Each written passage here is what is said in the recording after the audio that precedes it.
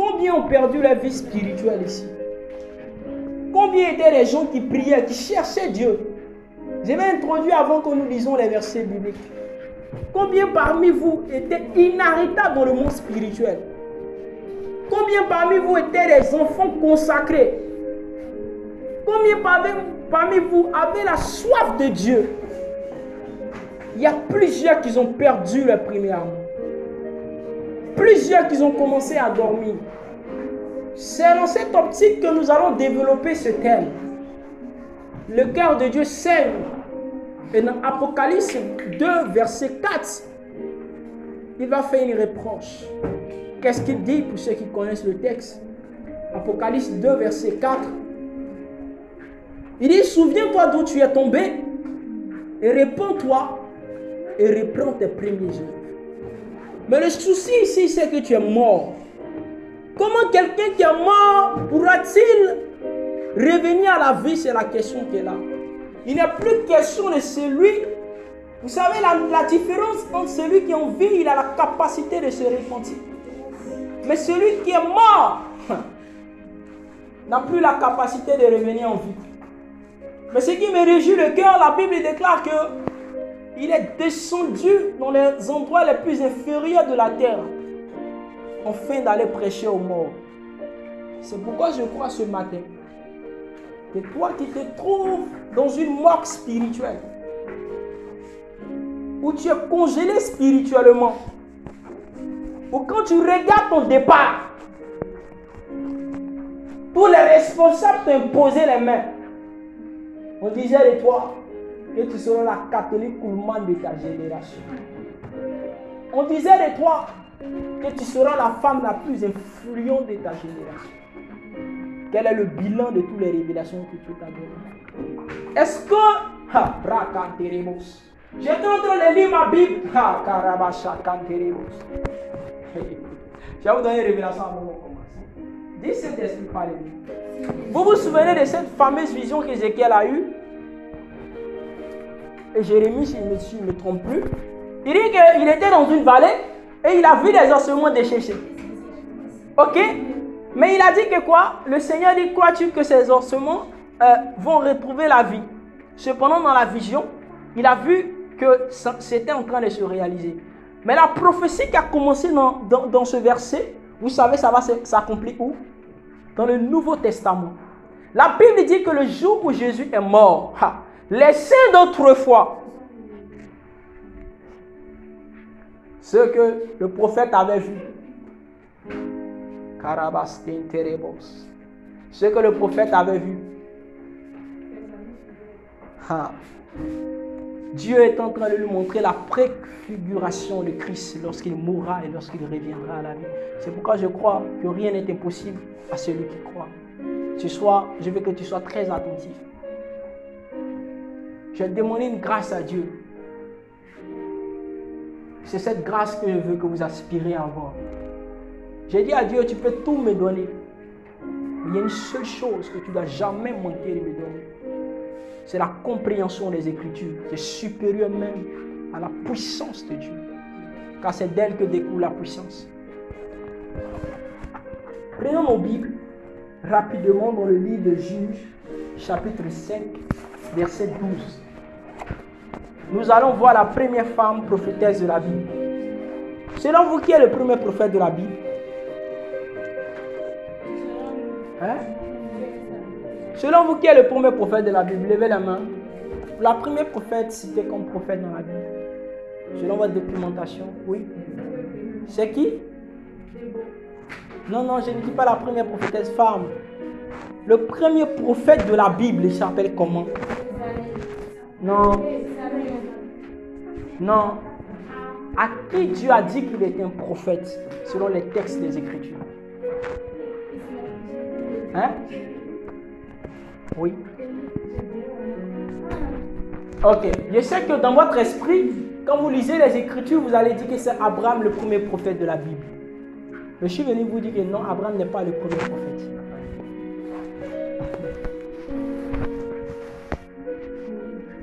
La Bible dit depuis le premier prophète. Excusez-moi, je ne me trompe pas, c'est Caïn quand tu as Abel, non? C'est Abel était un prophète. Parce que quand on cite la généalogie des prophètes, je lisais ma Bible, ce qui m'est étonnant. Depuis Abel jusqu'au dernier des prophètes, pour qu'on le cite dans la lignée des prophètes. On commence par lui. Tout le monde n'est pas obligé de connaître tes origines, mais la fin justifiera les moyens. Dis-moi le texte. Je vais lui parler à une soeur ici.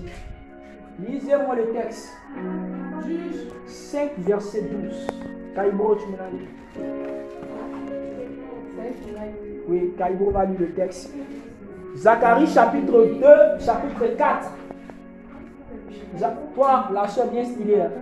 Zacharie 4, verset 1 à 2. Une autre personne va me lire Galates chapitre 2, verset 20.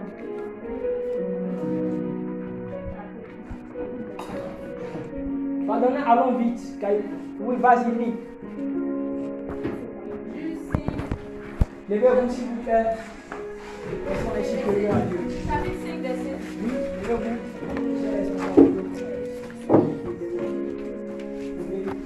Pardon, lève-toi bien, ma soeur. Parole de vie. Oui. Réveille-toi, Déborah. Réveille-toi, Déborah. Réveille-toi. Réveille-toi. Réveille-toi. Réveille-toi. Réveille-toi. Réveille-toi. Lance un chant de guerre. Chante un chant de guerre. Barak, fils David. Naomi. Zacharie chapitre 4, verset 2. Relis le texte encore, Kaïbo. Réveille-toi. Réveille-toi. Déborah. Déborah. Réveille-toi. Réveille-toi. Réveille-toi. Réveille-toi. Réveille-toi. Réveille-toi. Lance un chant de guerre. Lance un chant de guerre. Debout à Barak. Karabasa. La Bible dit, dans le livre de Juges, chapitre 5, Déborah fut la première femme juge en Israël. Ha. Je crois, en ma qualité de formateur, qu'il y aurait un réveil dans ton école où les gens diront réveille-toi parce que c'est toi on attend. Je crois que le lycée jeune fille peut être embrasé par quelqu'un. Je crois qu'il arrivera un temps où on viendra vous chercher dans vos salles. Vous allez dire le formateur nous a dit.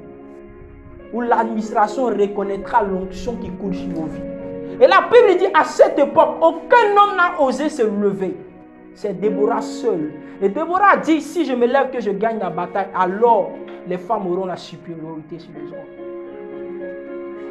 Lisez-moi Zacharie 4. Karabas Kenterebos. Lisez-moi Zacharie 4. Zacharie 4, chapitre 4. Zacharie 4, verset 1. Oui. L'ange qui parlait avec moi revint. Écoutez très bien ce qui va se produire. L'ange qui parlait avec moi revint. L'ange est en train d'échanger avec lui et l'ange va partir et va faire un mouvement de vient. Qu'est-ce qui va se passer? Et il me réveilla. Il me réveilla. Ha. Lis, continue. Comme un homme que l'on réveille de son sommeil. Tu dors pourquoi? Oui, continue. Il me dit. Que vois-tu? Frère, tant que tu n'es pas réveillé, Dieu ne peut pas te parler.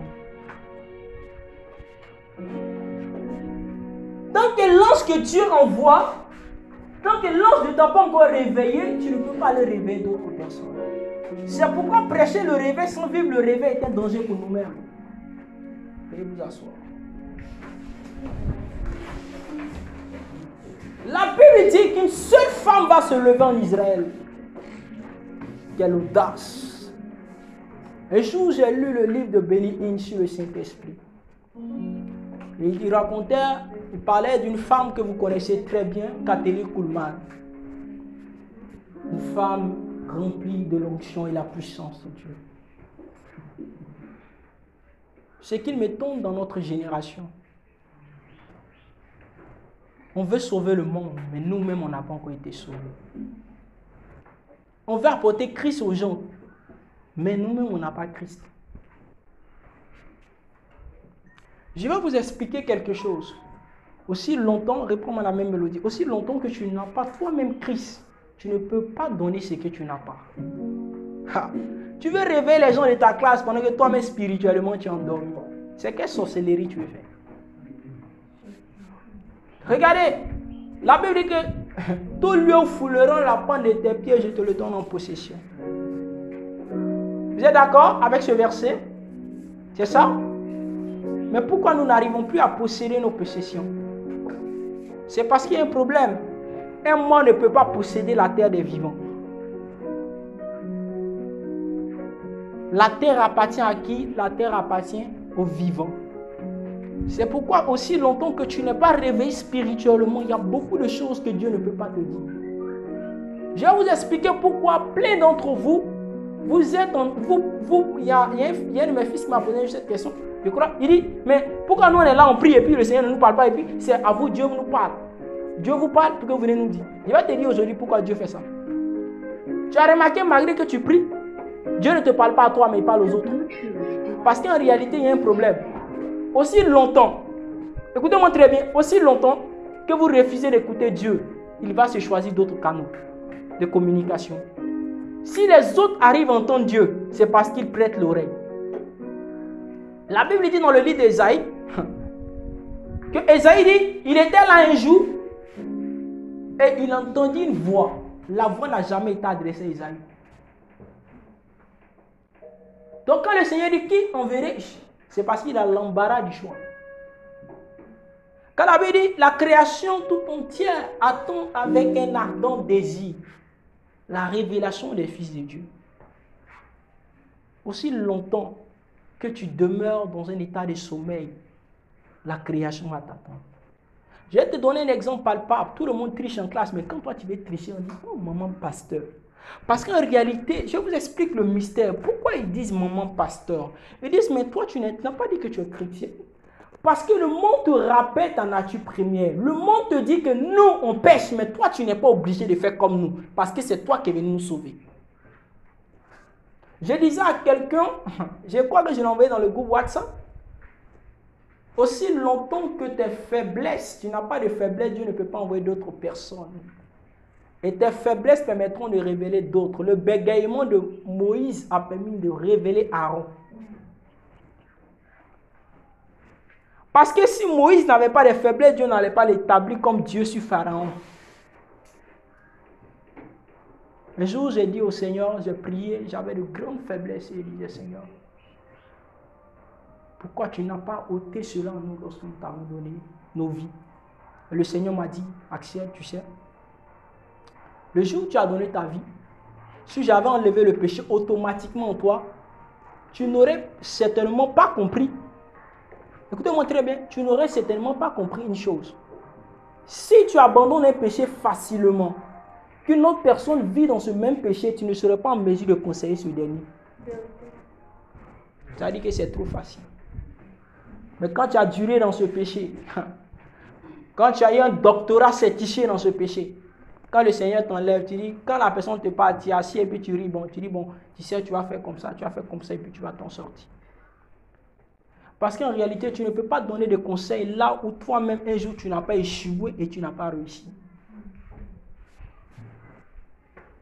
Beaucoup de personnes qui ont réussi sans échouer n'ont aucune expérience.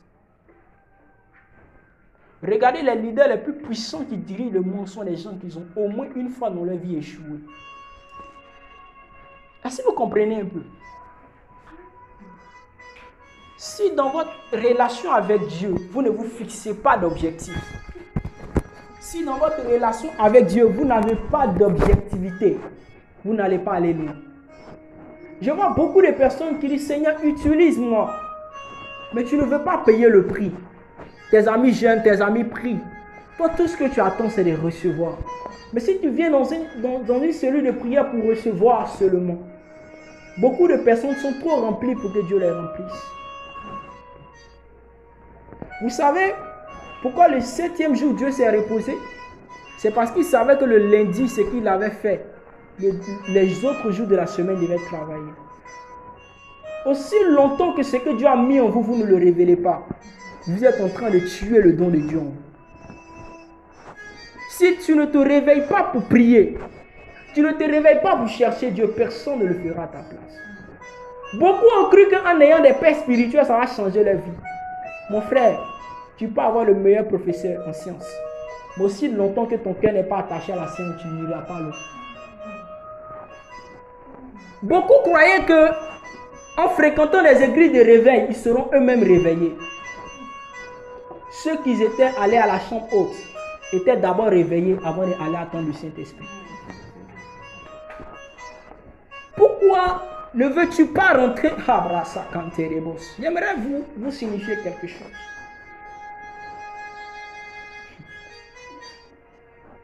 Regardez, retournons à Éden. La Bible dit qu'à Éden, il y avait un lieu en particulier que Dieu rencontrait qui Adam, n'est-ce pas? Et la Bible dit que quand Dieu est venu, il n'a pas trouvé Adam dans la position initiale là où il devait le rencontrer. Qu'est-ce que Dieu a fait? Il a parcouru quoi? Il a parcouru le jardin. Même dans le jardin d'Éden, il y avait 3 niveaux. Il y avait les parvis, le lieu saint et le lieu très saint. Dans les parvis, c'est là où Adam jouait avec les animaux. Dans le lieu saint, c'est là où Adam se prépare à aller à la rencontre. Il sait que le soir, l'Éternel descend. Mais le lieu très saint, c'est le lieu de l'intimité avec Dieu. Mais quand Adam sort du lieu saint, il redescend dans le lieu très saint, il redescend dans le lieu saint et il redescend dans les parvis. C'est dans les parvis et il se sent seul. C'est dans les parvis qu'il se rend compte qu'il n'y a pas de son semblable.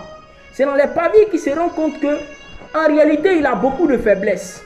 C'est dans les parvis qu'il se rend compte qu'il n'y a pas une semblable qui s'appelle Ève. Quand tu es dans les parvis, tu ne peux voir que tes erreurs. Il y a une dimension. Et qu'est-ce que Moïse a fait? Moïse a pris un voile et il a percé.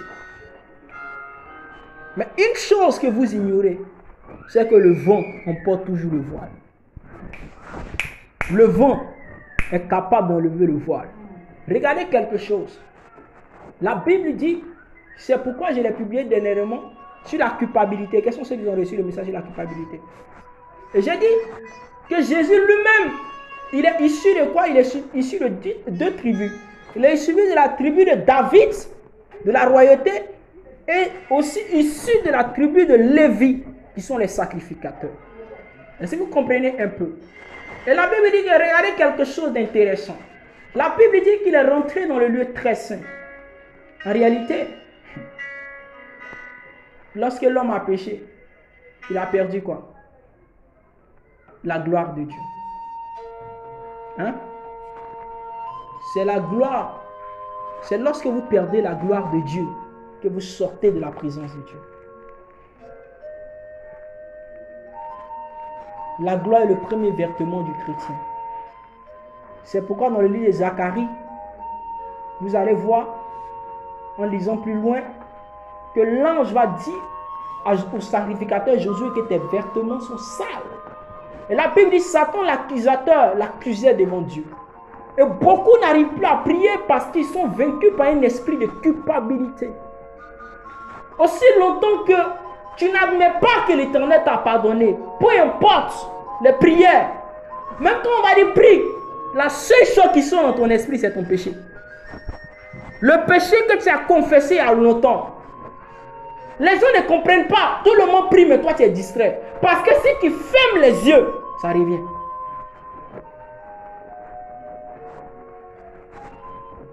Je suis venu te dire ce soir, Dieu ne réveille pas les vivants, il réveille les morts. C'est pourquoi il est venu t'appeler. Et lorsqu'il est venu t'appeler, j'étais dans un état de sommeil. Je suis heureux d'une chose. Ils sont venus dire une chose à Jésus. Est-ce que vous savez que souvent Dieu permet à ce que vous mourrez pour que vous renaissiez à nouveau? On vient dire à Jésus que, tu sais Jésus, ton ami Lazare est malade. Aussi longtemps que Lazare est malade, la gloire de Dieu ne peut pas éclater. Voici pourquoi lorsque vous traversez les moments les plus difficiles de vos vies spirituelles, souvent vos pères spirituels, vos mères spirituelles ne sont pas là. Parce que l'Éternel ne partage pas sa gloire avec un homme. Souvent, il appelle son numéro ne passe pas. Souvent même tu tentes, c'est-à-dire que tu l'appelles, il dit bon ma fille, excuse-moi, je suis trop occupé, est-ce que tu peux me rappeler après? Parce que l'Éternel est en train de fermer toutes les portes. Il est en train de te dire reviens. Et à un moment donné, la Bible dit que Lazare mourut. Et les gens lui ont dit, oh Jésus, tu étais venu. Frère, la Bible dit qu'à un moment donné, Jésus a compris vraiment que Lazare était mort. Il a dit, les disciples, c'est vrai, il dit, dors, mais il est mort vraiment. Et quand il va arriver devant le tombeau de Lazare, l'un des rares versets même de la Bible qui dit, et Jésus pleura, c'est le verset le plus court même de la Bible qui est là. Arrivé devant le tombeau de Lazare, Jésus va dire quelque chose. Il va dire, Père, moi je crois que tu peux le faire. Je ne suis même pas obligé de prier. Mais je prie à cause du peuple qui est là. Et il va dire, Lazare, sort. Mais dites-moi, quelqu'un qui a les yeux bandés, c'est qui l'a emmené à sortir? La Bible dit que Christ est la parole de Dieu. Alors lorsque la parole est sortie de la bouche de Christ, il est sorti lui-même de lui, il est rentré dans Lazare. Et il a fait sortir Lazare. La Bible dit, voici pourquoi il est descendu dans les régions les plus inférieures de la terre. Parce qu'il les maîtrisait. Parce qu'il les connaissait. Et parce que c'est lui qui a construit ces prisons. Comment il savait que la clé là, ça se trouvait là-bas? Frère, comment il savait qu'il y avait une clé là-bas? Pourquoi Dieu a construit une prison et la clé de la prison se trouve dans la prison? Parce qu'il savait avant la fondation du monde qu'un temps allait arriver où il allait venir chercher cette clé. Je vais vous révéler quelque chose. La Bible dit que le jour où Adam est sorti du jardin, qu'est-ce que Dieu a fait? Il a fermé quoi? Il a emperché, il a mis un ange. Il a fermé une porte. Et cette même clé, il a jeté quelque part. De telle en sorte qu'aucun homme ne puisse retourner, même s'il le voulait. Depuis des millions d'années, les hommes ont entrepris de rechercher géographiquement, selon les indications. Et dans mes recherches, vous savez pourquoi souvent on dit que l'Afrique est le berceau de l'humanité? Parce qu'il est fort probable que Éden, dont les gens sont en train de chercher, se trouve en Afrique. Voici pourquoi lorsque Jésus, sa vie était en danger, il est revenu à Éden. Il est revenu au point de départ. Et maintenant on lui a dit, c'est ok, tu peux retourner. Voici pourquoi vous allez comprendre que l'Afrique, on annonce toutes les catastrophes dans le monde, les tremblements de terre. Il y a une chose que vous ne comprenez pas. C'est qu'à Éden, il ne peut jamais avoir de secousses. À Éden, il ne peut jamais avoir de secousses. La question à savoir, est-ce qu'il y avait deux Éden dans la Bible? Est-ce que je suis venu parler à l'esprit de quelqu'un ce soir? C'est pourquoi il faut que tu aspires, non pas à prophétiser, mais à la compréhension des écrits. La Bible dit que l'Éternel planta un jardin à Éden, dont Dieu était un jardinier. Ok. Dieu va dire à Adam, protège le jardin et garde-le. Pourquoi Dieu lui demande de protéger et garder? Il faut qu'il le cultive. Dieu savait quelque part qu'il y avait un danger. Il savait que tout endroit où il n'y a personne, le diable finit par sévir. C'est pourquoi lorsque le diable a senti qu'Adam n'était plus là, le gardien du temple n'était plus là. C'est pourquoi il n'est pas bon que le temple, il n'y ait pas de gardien dans le temple. C'est pourquoi lorsque l'église se porte si mal, il a emmené Jean sur l'île de Patmos. Et il va dire, parle de cette église. Parle à l'ange de cette église. Parce qu'aussi longtemps que nous ne sommes pas réveillés, le monde ne verra jamais notre révélation. Les gens entendent la révélation de Dieu au travers de ta vie. Mais si toi-même tu n'as pas la compréhension profonde de Dieu, tu ne pourras jamais l'enseigner. La Bible dit, je vais vous expliquer un instant encore. On dit, il était au commencement était la parole était avec Dieu. Et la parole était Dieu. Et la parole s'est faite chair. Ok. Donc la dimension de la parole a transcendé les âges.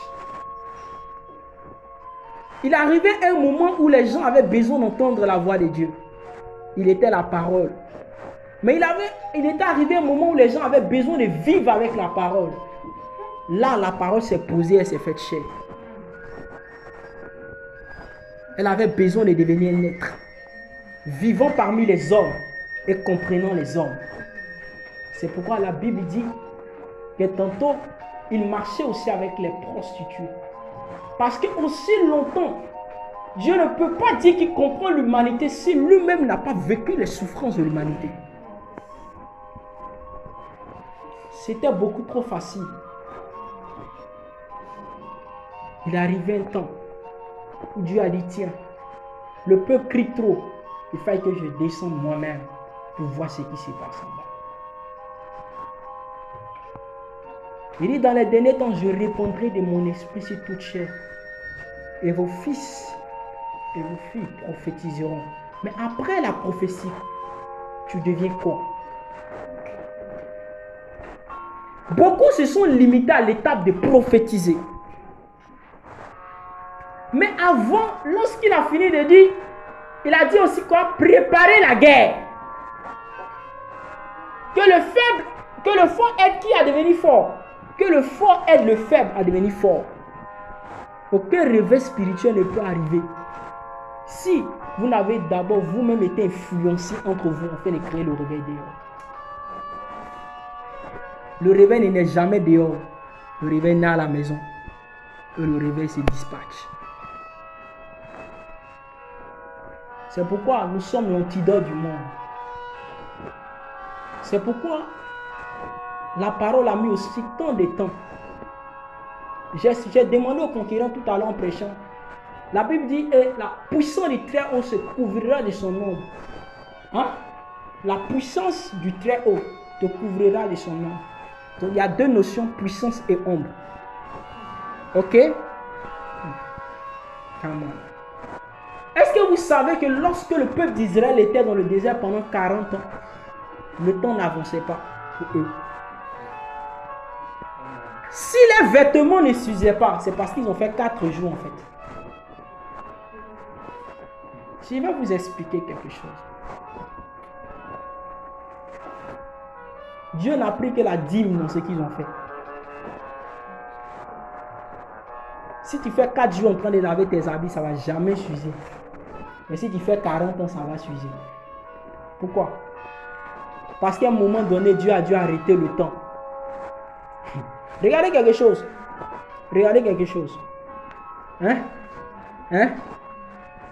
Je sais que le prophète Joël Francis Tatou vous a dit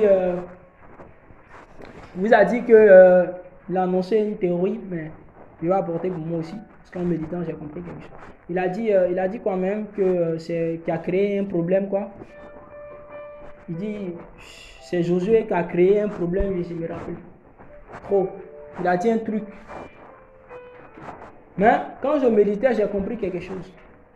Ce n'est pas Josué qui a créé ce problème. Lui qui a retiré un jour parmi les 365 jours. C'est pourquoi vous allez voir une inégalité. En temps normal, souvent ça tombe sur 366 jours et souvent ça revient sur 365 jours. La personne qui a fait ça, il s'appelle Job. Réalisez les écrits de Job. Job a retiré le jour où il est venu au monde dans un calendrier de l'année. Il a dit que ce jour soit obscurci, qu'il ne soit plus compté parmi les jours. C'est lui qui a créé le problème que nous avons souvent. Certains ont leur date d'anniversaire qui revient et ça ne revient pas. À mon humble avis, c'est lui. Jésus n'a juste arrêté le temps. Mais il n'a pas coupé le temps. C'est-à-dire il a suspendu la terre. Et s'il a suspendu la terre, la terre a cessé de bouger. Or, Job, la terre continuait de fonctionner. Mais il a retiré un jour dedans.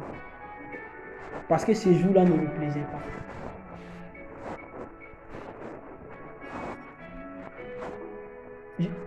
Dieu recherche une autre catégorie de personnes, les Job. Des gens qui ont traversé de longs déserts, mais qui reviennent en force. Frère, il ne faut pas regarder tes échecs.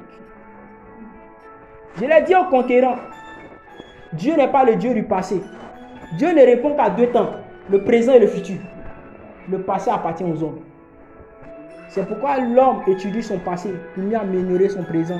Mais Dieu n'étudie pas ton passé. C'est pourquoi lorsqu'il croise Gédéon, il ne lui dit pas ton passé, mais dit que tu as dit ça. Quand Dieu te croise, il ne te parle jamais de ton passé. Vous n'avez-vous pas remarqué? Le passé n'existe pas dans le vocabulaire de Dieu. Quand Dieu rencontre un homme, il ne parle pas de son passé. Il parle de ton présent et de ton avenir. Parce que ton passé ne peut pas changer les choses dans ta vie. Est-ce que les erreurs d'hier que vous regrettez, vous pouvez les réparer? Dieu ne s'intéresse plus aux choses qu'on ne peut pas réparer. Il s'intéresse aux choses qu'on peut réparer.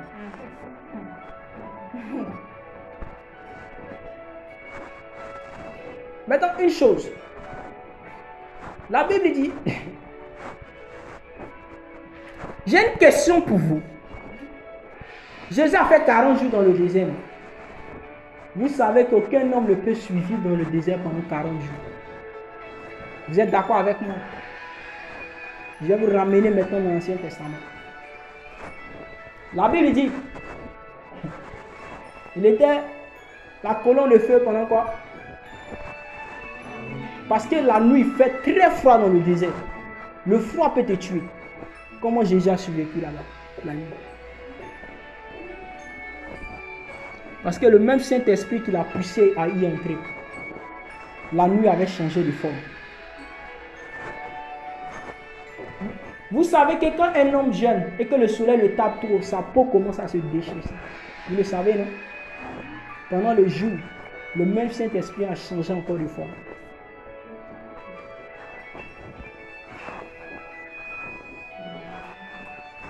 C'est pourquoi lorsque tu traverses le désert, le Saint-Esprit s'adapte à ton type de désert que tu traverses afin de t'apporter la solution. C'est pourquoi on n'a pas tous les mêmes déserts. Notre désert se ressemble. Je ne peux jamais vivre ton désert parce qu'il n'a pas reçu cette force-là. Ceux qui ne traversent pas le désert, ce sont les bons conseillers. Tu n'as jamais nagé, c'est toi qui donnes conseil à celui qui est dans l'eau en train de se noyer. Et c'est ce qu'on fait en tant que chrétien.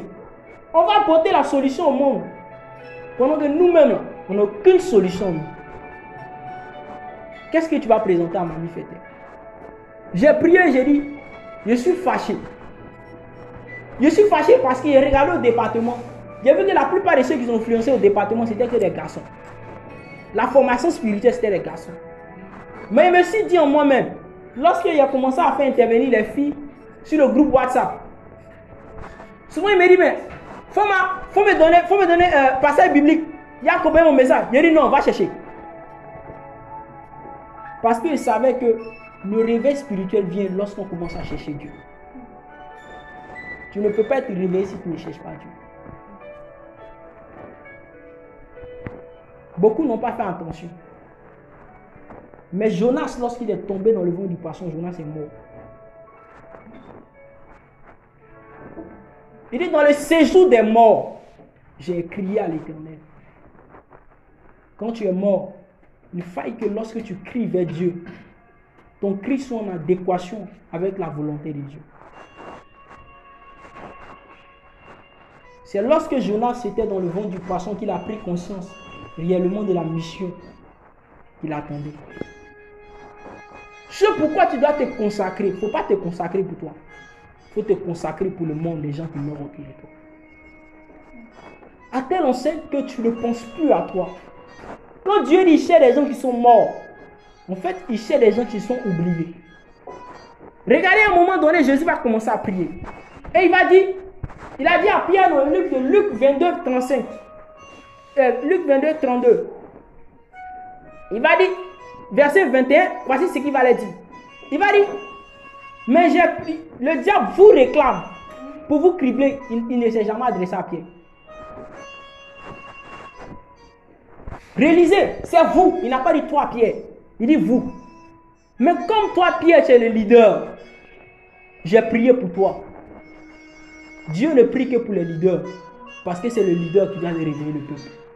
Un peuple sans leader finit par se disperser.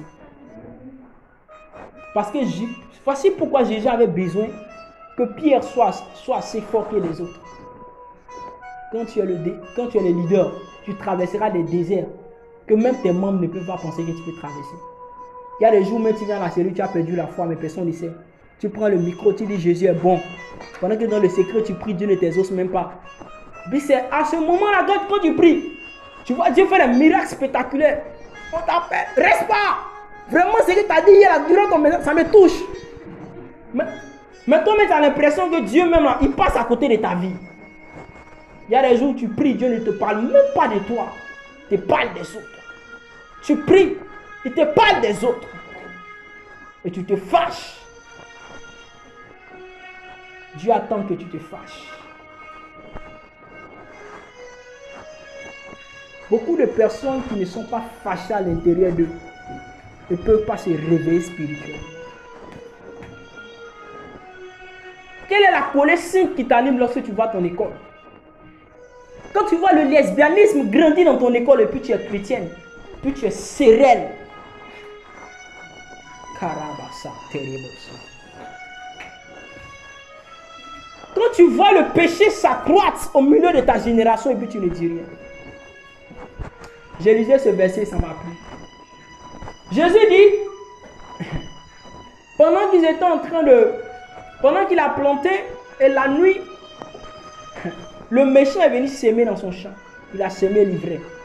Mais la Bible dit quelque chose d'important. Celui qui a semé l'ivraie, automatiquement les vrais ont su que ceux qui cultivaient le champ ont su qu'il y avait de l'ivraie dans le champ.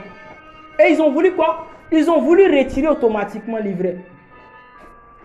Mais Jésus a dit quelque chose d'important. Jésus a dit quoi? Attendez quoi à la moisson? Attendez à la moisson. Il y a des faiblesses que vous allez mourir avec. Parce qu'il y a des faiblesses qui font... Écoutez-moi. Il y a une chose que vous ne savez pas. C'est une faiblesse que Dieu a laissée en vous depuis vos conversions. Vous priez pour ça. C'est ce qui vous rend humble. C'est ce qui te permet de rester humble.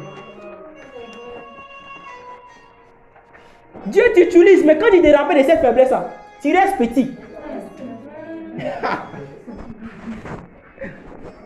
Parce que si Dieu enlève tout en toi un coup, les autres deviendront des pécheurs pour toi. Et toi, tu deviendras le saint. J'ai écrit ce texte, c'est que plusieurs l'ont lu sur mon WhatsApp. Vaut mieux être un Dieu avec le cœur d'un serviteur que d'être un serviteur avec le cœur d'un Dieu. Moïse était un Dieu avec le cœur d'un serviteur. Voici pourquoi il est resté humble. Pharaon était un serviteur mais avec le cœur d'un Dieu. Voici pourquoi les Égyptiens se permettaient de l'adorer. Tant bien même qu'il avait reçu la gloire de Dieu quand il venait, il cachait son visage de peur que les hommes ne l'adorent. Aujourd'hui, nous sommes devenus des méga stars dans les séries de prières. Jésus même là, il est mis de côté. Quand il a acclamé le Père, le responsable, il est arrivé.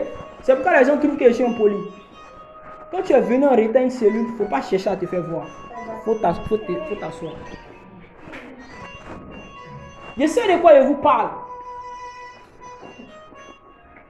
Il y a les expériences, si je vous compte, vous allez dire que est-ce que lui l'a mené l'homme?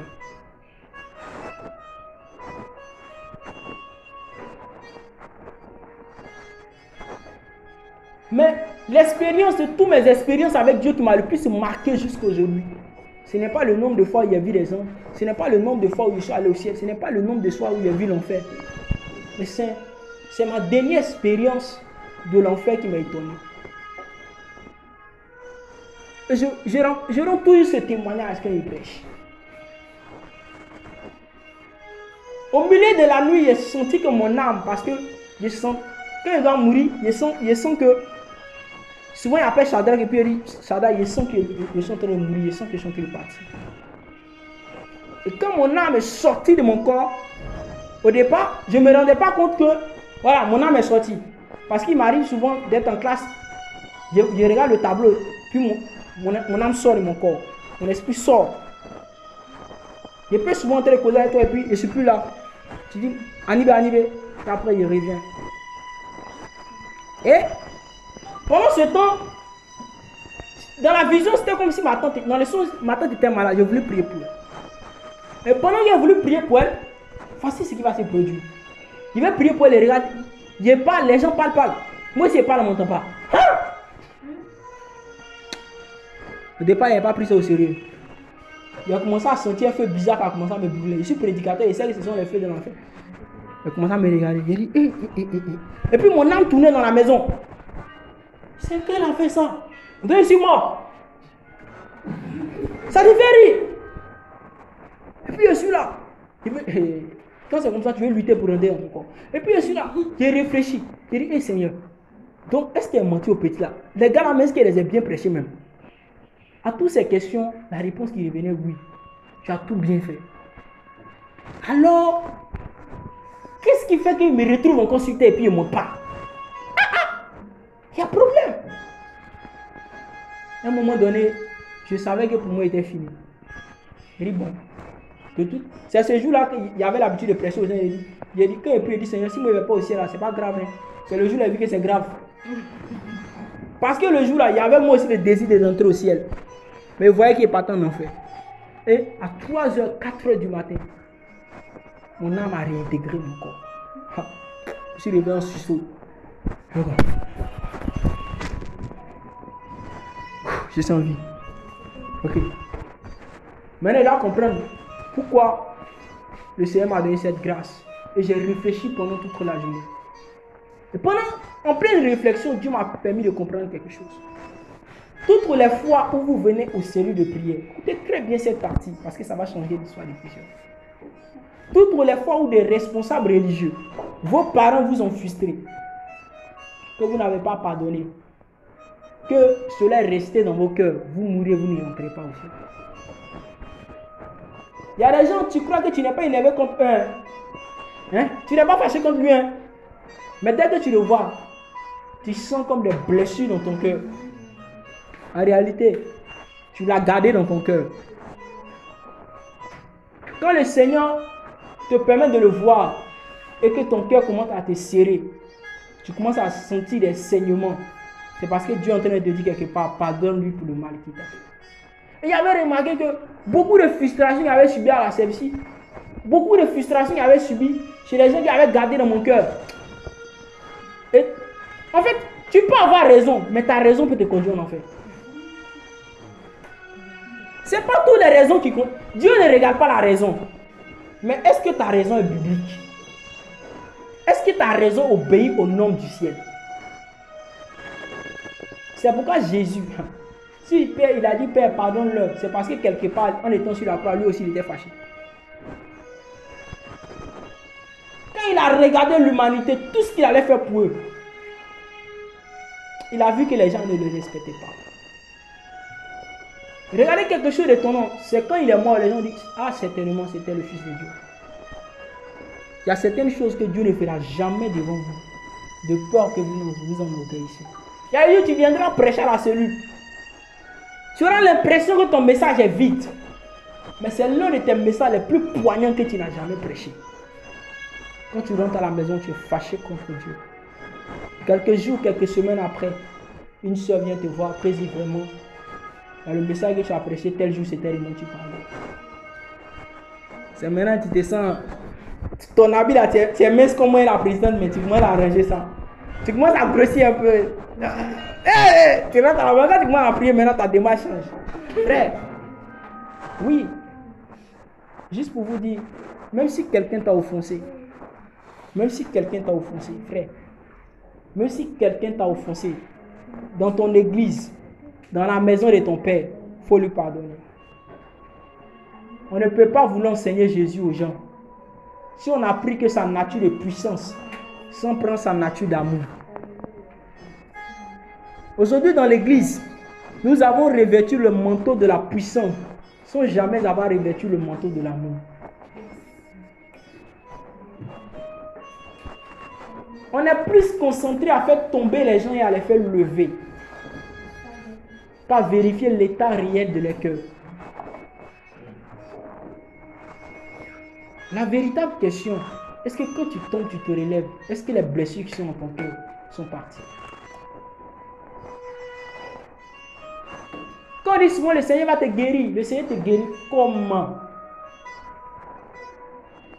Tu as fini de prier, tu dis le Seigneur guérit ton cœur. S'il n'y a pas de suivi, Dieu ne guérira pas. Souvent Dieu regarde le problème, il veut guérir, mais il a besoin de toi pour que tu puisses aider la personne comme un psychologue.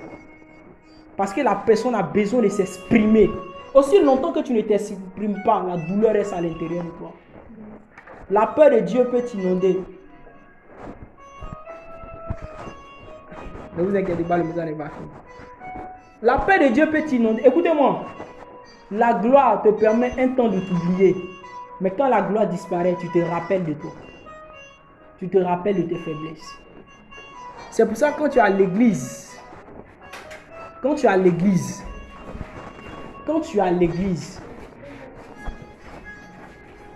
bonsoir les conquérants. Quand vous êtes à l'église, vous oubliez vos problèmes de la maison. Quand tu es à l'église, tu oublies que tes parents t'insultent à la maison. Quand tu es en train d'adorer Dieu, tu oublies ta réalité. Mais quand tu sors de la présence de Dieu, c'est là que tu te rends compte qu'il y a le danger.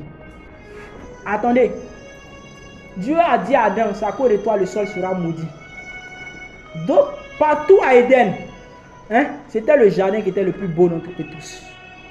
Dieu a fait sortir l'homme de ce jardin pour l'emmener à souffrir. Frère, tu peux avoir un Éden dans ta vie, mais tu peux être emmené à sortir de l'Éden. Parce qu'il y a un moment, Dieu te chasse de l'Éden. L'homme, il a écrit quelque chose. J'aimerais vous lire cela.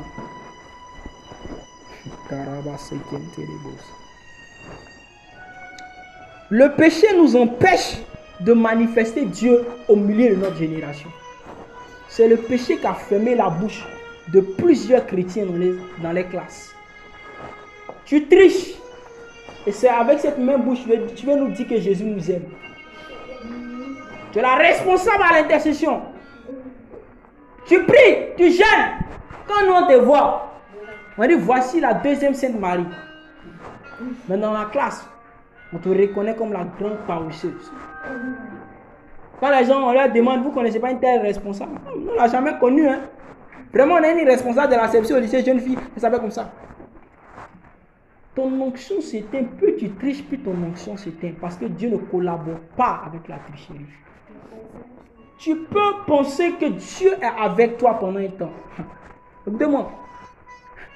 Est-ce que vous savez que lorsqu'un véhicule passe, c'est après son départ que le vent commence à souffler? Vous savez ça, non? Ok. La Bible dit dans Jean chapitre 21, Jésus souffla sur les disciples et il a dit recevez l'Esprit. Mais la Bible dit lorsqu'il est parti, le mouvement de son départ a enclenché quelque chose à la chambre.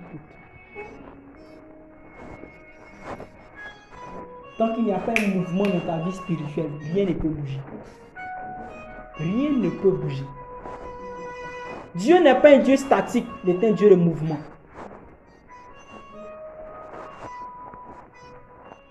Et Dieu ne règne pas là où il n'y a pas les ténèbres.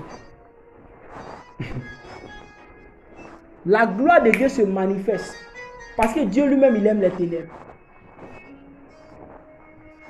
Le temps m'est imparti pour vous expliquer l'origine même de la volonté permissible et la volonté parfaite de Dieu. Comme vous le savez, à l'origine, les deux volontés existaient.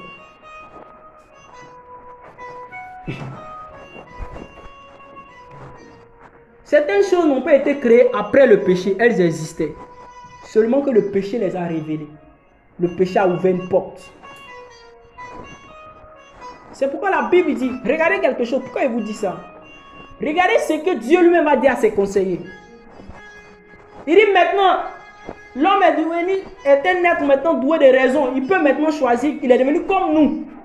Il peut faire un choix comme nous maintenant. C'est-à-dire que les anges avaient la capacité de choisir autrefois. C'est parce qu'ils avaient la capacité de choisir qu'ils ont désobéi. Voici pourquoi Dieu nous imposait sa volonté pour qu'on soit dans sa volonté parfaite à Éden. Mais lorsque l'homme a péché, il a péché, il a dit à Dieu simplement une chose. Je veux avoir aussi le pouvoir de décision. C'est pourquoi Dieu, à partir de ce moment, Dieu n'a plus la capacité de changer la vie de quelqu'un qui ne veut pas changer. Même à l'intérieur de tout bandit, il est crabe comment? Mais il croit quelque part. Il a l'espérance qu'un jour il peut changer. Mais il fait ses efforts. Il demande recours à Dieu sans le savoir. Regarde même quand tu es dans le monde. Souvent quand ça ne va pas, tu dis, hey Dieu. Même les païens crient, hey Dieu. C'est un secours qui sont en train d'implorer. Même ceux qui ne croient pas en Dieu implorent Dieu. Et c'est souvent, c'est ton oh Dieu qui amène Dieu maintenant mener des gens vers toi. Pour dire, comme il a crié vers moi, oh Dieu, je peux intervenir.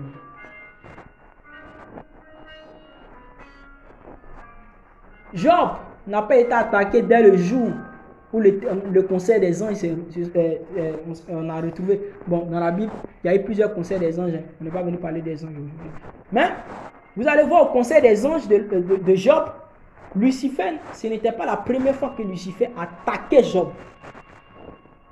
Mais Lucifer va dire quelque chose d'étonnant à Dieu. Dans la Bible, il n'y a que 3 personnes que le diable a tenté lui-même en personne. Il y a Ève que le diable a tenté. Il y a Job. Avant même Jésus, il doit y avoir plus que ça. Il y a Job, il y a Ève, il y a Job. Après, il y a quelqu'un d'autre que le diable lui-même s'est chargé de lui, David. La Bible dit le diable excita David et c'est là qu'il a fait le dénombrement. Parce que quand Dieu rend témoigner de vous, le diable vient pour certifier que le témoignage de Dieu est vrai. Toute personne dans la Bible que Dieu a rendu témoignage d'eux, le diable lui-même, ce n'est pas un démon qui les a attaqués, c'est le diable lui-même. Quand Dieu a dit, celui-ci est mon fils bien-aimé, en qui j'ai mis toute mon affection, il a poussé dans le désert. Le diable devait évaluer si vraiment ce que Dieu avait dit était vrai.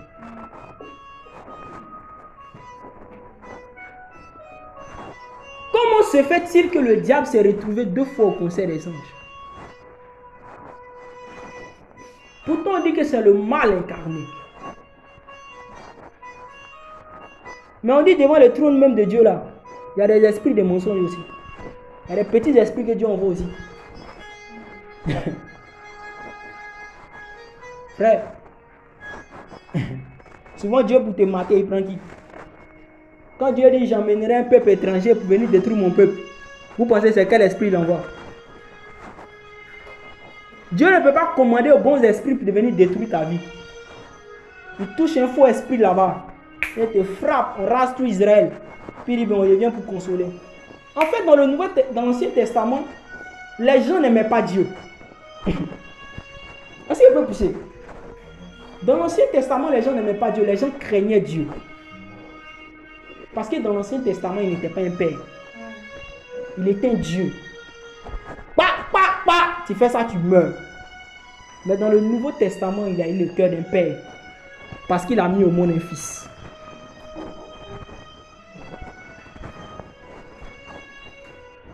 Dans le Nouveau Testament, il dit, il y a des tapés, oh. Pourquoi il y a des tapés, oh. Quand il tape un peu, il dit, bon, le Saint-Esprit a dit, il faut laisser. Mais cela, c'est pour un temps qu'il est un père. On dit,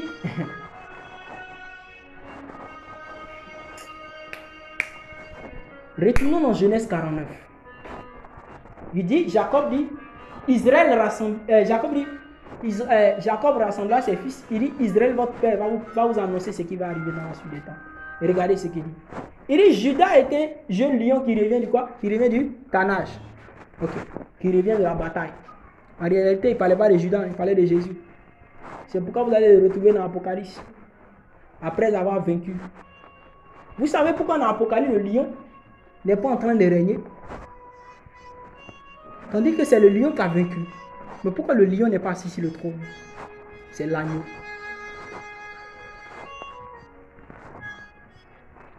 C'est pourquoi vous avez besoin d'une dimension de lion pour vous battre. Mais vous avez besoin d'une dimension d'agneau pour pouvoir diriger après la bataille. Je sais que beaucoup de personnes ici, me voyant quelqu'un, il est bizarre. Hein? Il y a des gens qui m'ont écrit en PV et puis on a commencé à causer. Mais je me demande, mais attends, est-ce que c'est la même personne?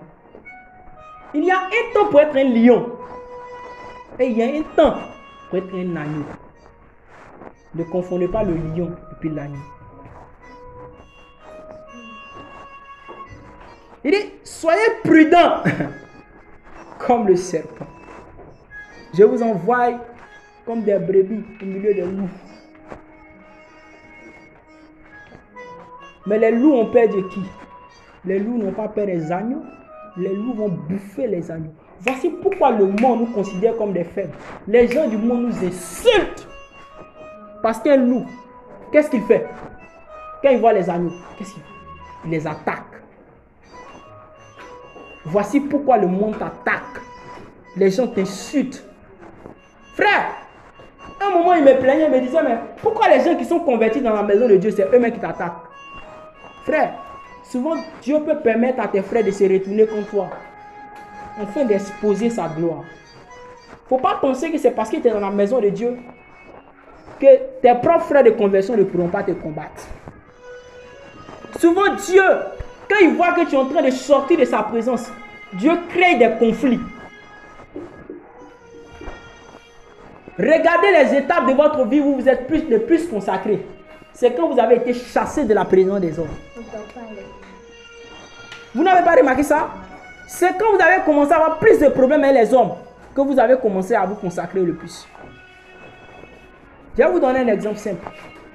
Quand quelqu'un t'a blessé, tu es frustré, c'est pas dans la présence de Dieu que tu vas. Il y a certaines frustrations qui plaisent à Dieu. Parce que tu viens pleurer dans sa présence. Il y a des jours où ta vie spirituelle, mais ça ne va pas. Les gens te frustrent seulement. Tu viens à la cellule, tu vois tes amis prient, tu les utilises. Toi là, tu pries, mais même goutte d'onction, mais ça ne descend pas. André, quand tu pries là, mais André, les gouttes d'eau, tu vois, c'est comme quelqu'un qui a soif. Et puis goutte d'eau dans tes descend comme. Au moins, ça va toucher ta langue. Et puis quelqu'un d'autre a pris sa langue et puis l'enlever. Tu rentres dans la présence de Dieu fâché. Souvent, Dieu veut te déconnecter des hommes afin que tu sois connecté à lui. Aussi longtemps que tu seras connecté aux hommes, tu auras des pannes sèches dans toi. Parce que l'homme, il ne peut que te donner ce qu'il a reçu. Mais il ne peut pas te transférer ce qu'il a reçu. Parce que quand tu transfères quelque chose à quelqu'un, tu te vides toi-même. Voici pourquoi Dieu aime ceux qui se vident pour les autres. Puis tu t'investis dans l'évangélisation, puis Dieu te bénit. Je n'ai jamais aussi été béni ces 2 dernières années que lorsque j'ai commencé à investir dans l'évangélisation. Souvent dans mon église, les gens pensent que je travaille. À telle enseigne que par moi, il arrive que les gens me demandent de prendre des appels folles. Je leur dis non, je ne travaille pas. Mais quand il s'agit de l'évangélisation, il ne faut pas blaguer. On ne blague pas à l'évangélisation. Bro. Amen. Attends, c'est le message qui vous a rendu calme, mais c'est moi. Vous avez sommeil. C'est fini, hein? Je clôture par là. Si vous voulez être vraiment réveillé, commencez à méditer vos buts. N'attendez pas vos pères spirituels, s'il vous plaît.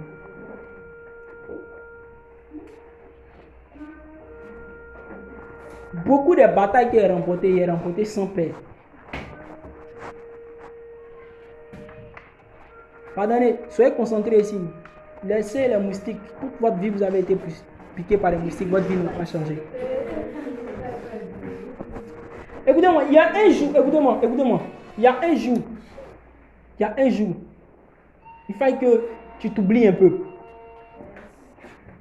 Aussi longtemps que tu n'oublies pas ta condition physique, ta vie spirituelle ne peut pas changer. Frère, il faut commencer à chercher Dieu. Arrête de chercher, Dad, il faut m'imposer les mains avant l'onction. Frère, l'onction que ton père ne peut t'impose les mains pour te transférer n'est que pour un temps. Mais l'onction que tu reçois de l'épreuve est pour toi pour l'éternité. L'onction de l'épreuve est l'onction la plus puissante que l'onction transférée. C'est pourquoi vous voyez Renard Bonk et son fils spirituel faire des espoirs. Pourquoi? Parce que Renard Bonk a payé le prix. L'onction que tu as payé le prix, tu as du mal à aller le gaspiller dans le péché. Voici pourquoi tu tombes dans le péché. Parce que les pères n'ont fait que te transférer l'onction. Ils n'ont fait que te transférer. Mais c'est quand tu vas toi-même t'asseoir, chercher Dieu. Et une chose, on n'accepte pas Jésus pour être sauvé. On accepte Jésus parce qu'on l'aime. Parce que aussi longtemps que tu vas demeurer dans le fait d'être sauvé et que tu vas oublier la notion de l'amour, tu ne seras jamais sauvé. Parce que lorsque tu aimes quelqu'un, tu n'as pas envie de blesser ce dernier. Surtout la femme, lorsqu'elle aime, elle est protectrice. Elle est jalouse. Une autre fille va passer à côté de toi. Même vent de la fille, elle va sentir ça sur toi. C'est comme ça Dieu est avec ses enfants. Vous devez aller à un autre niveau. Vous devez dépasser vos limites. J'ai dit à Dieu, aussi longtemps que je serai en vie, je vais parcourir les écoles. On va prêcher Jésus. On va annoncer Jésus. Dans les toilettes, on va prêcher Jésus. Frère, la douche n'est pas faite seulement pour se laver. Le miroir de la douche est fait pour être un prédicateur. Frère, je suis dans la douche là-bas, ils sont de Rico. Frère, c'est là-bas, la douche, c'est l'entraînement. Maintenant, là où on chie là, c'est le lieu où on prépare les armes. C'est le lieu de la méditation. Les gens ne comprennent pas. Tu as fini longtemps de chier. Il m'a chié souvent vers ma Bible. On ne comprend pas, il s'est assis là-bas. Parce que ce sont les mauvaises odeurs. Quand il lit là, c'est là les remarques même. Frère, je vous dis la vérité. La plupart des grands hommes de Dieu, il va vous le dire, ils méditent dans les toilettes. Demandez. Un jour, quand papa là-bas m'a dit ça, moi, mais le vieux aussi fait ça. Il dit oui, que lui c'est dans les toilettes. C'est-à-dire que si lui il rentre dans les toilettes, tout le monde à la maison est informé que le gars là, ça fait un bon moment avant qu'il sorte. Pardon, il faut mettre un bagot sur les toilettes. Il ne faut pas aller chier seulement. Il faut commencer à méditer. Deux choses, la prière, le jeûne et la méditation. Le jeûne va permettre d'affaiblir votre chair de telle en sorte que vous puissiez reprendre le contrôle sur votre esprit. La méditation va permettre de consolider l'union et de maintenir le contrôle. La prière va vous permettre de rester en vie. La prière est l'énergie spirituelle qu'un homme dégage. C'est pourquoi ne vous lassez pas de prier. Jésus n'a pas dit jeûnez sans cesse. Il a dit quoi? Priez sans cesse. Parce que si tes batteries spirituelles sont vides, tu vas mourir. Jésus n'a pas jeûné toute sa vie, mais il a prié toute sa vie. Demain dans la prière, on va se lever, on va prier.